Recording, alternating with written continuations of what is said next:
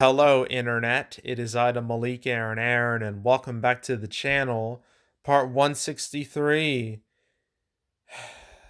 Last episode, I thought to myself, all right, this is it. This is over. I can relax. Probably going to be a few days before anything else happens. This is great. Then I remember this is canceled, where it's not over. It's never over. It never ends. It truly never ends. The news will pop up when I least expect it, when it's inconvenient. It doesn't care at all. It doesn't care about, me having breaks. It does whatever it wants, whenever it wants. So yeah. And because of that, I have to talk about M3GAN because it got pushed up by like a week in January, and it's kind of important because the last two cancel episodes, there's been this weird chain reaction that has happened with some of these movies. And I'm about to explain what that is right now. So, episode 161, I talked about some movies, House Party and A Man Called Otto. Uh, House Party was supposed to be in December, moved to January 13th. At the same time, A Man Called Otto was supposed to get a wide release in December, like December 14th. But then they decided to go a different route to where it'll open limited in December and expand wide MLK weekend, the 13th of January. Then the last cancel episode 162, Paramount was supposed to release Babylon limited on Christmas and expand wide the 6th of January. But I guess they saw, the two movies leave December technically. And they saw an opportunity. They saw an opportunity to get some of that Christmas money and decided, screw it. We're going wide December 23rd. So that left the January 6th spot open, vacant. And Universal saw that open slot and were like, perfect, let's release M3GAN there. So they pushed it up to that date. Again, really weird chain of events. But yeah, this first weekend in January spot that M3GAN has, it makes total sense. It makes total sense because for the last decade or so, Hollywood has done this thing where they like to release a horror movie the first weekend of the year. I mean, it really wasn't like noticeable until The Devil Inside in 2012. That opened big. And sure, it crumbled just as fast because it was a horrible movie, but still opened with like $33 million, which is a lot for January. So it led to this trend where, like, for the next while, horror movies would open the first weekend of January. I mean, you had Texas Chainsaw 3D. You got Paranormal Activity, the marked ones. You had Woman in Black 2. There's The Forest, Underworld, Blood Wars. I guess there was Bye Bye Man 2, I guess. Insidious, The Lost Key, or Insidious 4, Escape Room, The Grudge 2020, and I guess Scream 5, technically. So, yeah, like, this is not a new practice. Like, this has been going on for a while, so it makes sense for M3GAN to continue that practice because now I won't have to deal with like a crowded weekend for MLK weekend. So I mean that's good, I guess. Has more of a chance. But yeah, it's not much else to really say about it. I mean, like, I know it has a trailer. I haven't seen the trailer.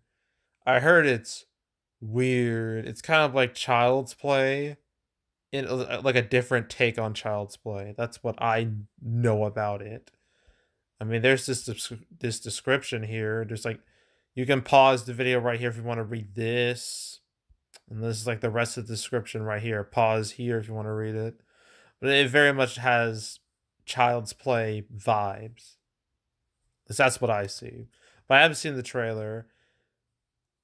I probably will see the trailer eventually, but yeah, this date change doesn't surprise me at all because, as I already said, Hollywood likes doing this thing where first weekend of the new year, horror movie. Why? Don't know. I really don't know, but that's just what they like to do. It's weird, but whatever. So yeah, that's pretty much it. With M3GAN. I'm gonna call it M3GAN. I know it's a stylistic thing where there's like three lines in the form like what the E is supposed to be, but it's M3GAN. That's what it says, M3GAN. It's like how the Fantastic Four reboot in 2015 was labeled Fan4Stick. That's what I call it because that's what it looks like. The same thing applies here. I'm gonna call it M3GAN. If you're mad about that, too bad. So yeah, that's it. Now it's time to ask that favorite question. What will happen next? It's the question that none of us will ever get right, especially me, because I always get it wrong. Well, sometimes I don't, but that's only if there's like some serious red flags when it comes to like some movies. And like October is nearly complete. We're like more than halfway through, so like why would anything change now? Then November, like why would anything change like this late in the game? So that's fine. December, I mean nothing really should change after this. At this point, nothing really shouldn't change. There's Babylon there, the 23rd. God, the mid-December is going to be so goofy and rough for me because I have to like have a weird schedule when it comes to doing all these predictions. I'm not looking forward to it. And then all these movies, I don't care about them anymore. There's January. There's M3GAN. Yeah. So really nothing much has changed in January. It's just like one minor change. Then you got February. Then you got March. There's March. Then you got April. Then you got May, and then June. Jury's still out if The Flash will even come out because, again, Ezra Miller might go to jail for 26 years. They may or may not go to jail. Jury's still out on that. Then you got July, August, September, October, November, December. Yeah. And then 2024, where the only movies I truly care about, are Quiet Place Day 1, Godzilla vs. Kong 2, I guess Kung Fu Panda 4, Beyond the Spider-Verse, M. Night Shyamalan movie, Garfield. Sure as hell not the movie coming out July 5th that I refuse to say. Because Mission Impossible Dead Reckoning Part 2 and Part 1 for next year. And then Deadpool 3 and then Sonic 3. Those are the only movies that matter to me. So, yeah. That's what the next 2 years looks like in a nutshell. So, I don't see any, like, major red flags for really anything at this point. Like, for me, a red flag is if a movie's supposed to come out in, like, 2 months and it has zero advertising. That raises alarm bells for me. And I really don't see anything like that at this point. But, so, yeah. But yeah, that's it. That's all. Make sure to subscribe, like this video, leave a comment, turn on notifications, share the whole drill.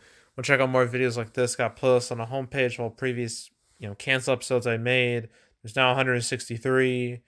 So, yeah, more than enough to choose from. So, go watch it all. Binge it all from beginning to now. I highly encourage you to do that, so go do it. There's also box office predictions where I predict box office for movies. This weekend, I do Black Adam and Ticket to Paradise, so stay tuned for those. But if you want to watch any of the past prediction videos I made this year, you can go right ahead. There's also box office recaps where I go over the box office results for any particular month. Finally, did the September recap earlier. It's over an hour long because too many movies came out that month. But it's finally out, finally uploaded it, published it. It's out of my life. So if you want to watch that recap video and any of the others that I've done on the channels, particularly the ones I've done this year, you can go right ahead. I might as well mention the October recap. That should come out within the first 2 weeks of November because that won't be a hard one. It really shouldn't be. But yeah, recap videos, go watch them. Anywho, yeah, that's it. That's all. I am out. Goodbye.